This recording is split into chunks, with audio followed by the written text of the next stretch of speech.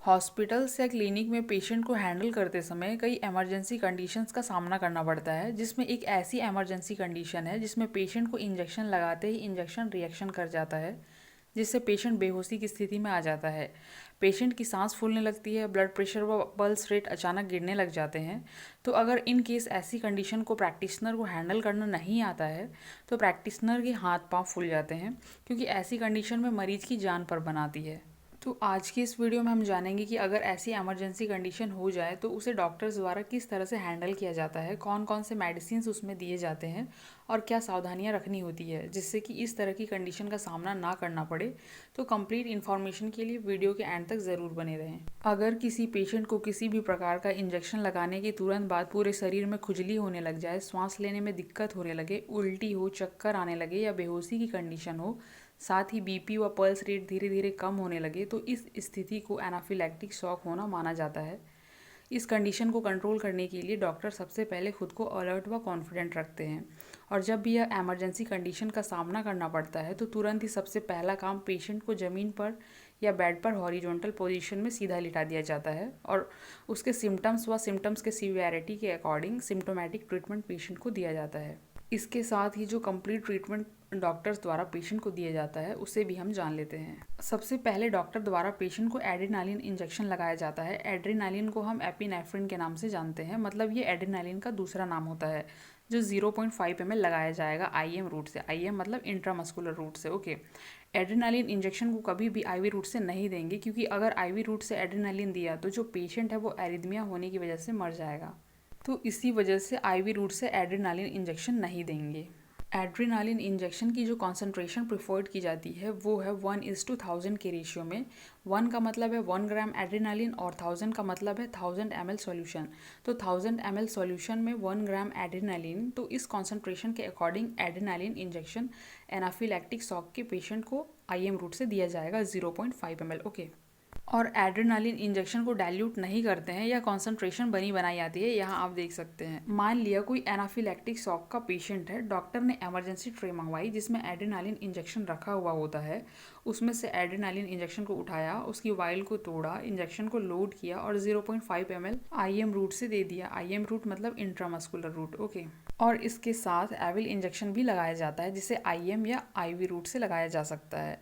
इतने में ही 99% मर चुका पेशेंट रिस्पॉन्ड करने लग जाता है, मतलब 99% केस में जिसे एनाफिलैक्टिक शॉक हुआ है वो व्यक्ति बच जाएगा, उसका एनाफिलैक्टिक शॉक ठीक हो जाएगा फर्स्ट डोज के दौरान।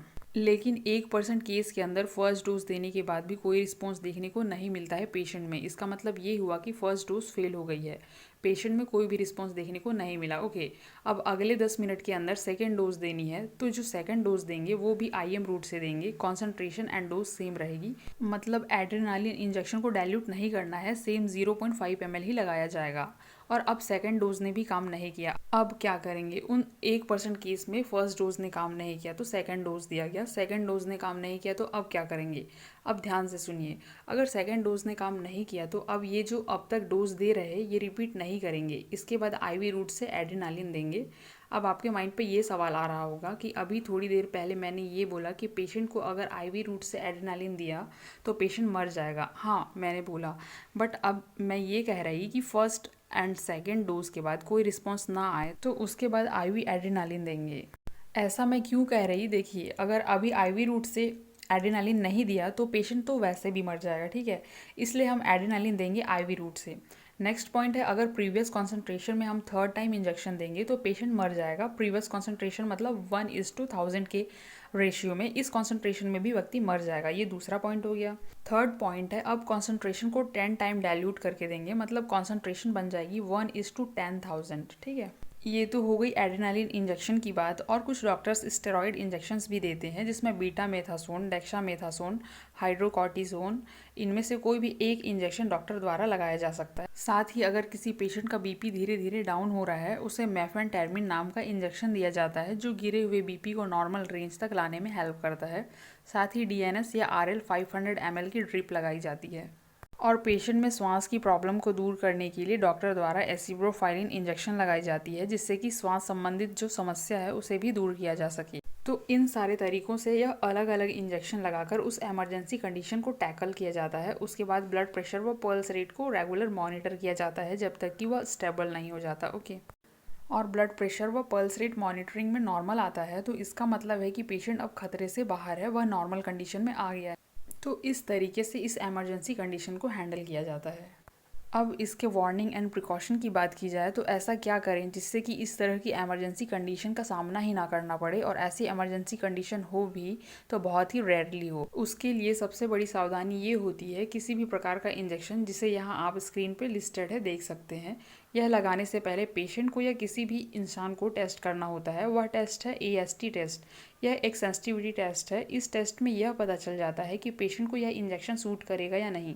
अगर AST टेस्ट फेल हो जाता है तो पेशेंट को ये सारे इंजेक्शन नहीं लगाए जाते हैं, और AST टेस्ट पास हो जाता है तो ये इंजेक्शन लगाए जा सकते हैं। एक और मेन कंडीशन की वजह से भी पेशेंट में एनाफिलैक्टिक शॉक हो सकता है। कुछ पेशेंट आपके पास इंजेक्शन लेकर आते हैं, कहते हैं यह इंजेक्शन मैंने लास्ट टाइम लगाया था या रेगुलरली मुझे यह इंजेक्शन चल रहा है।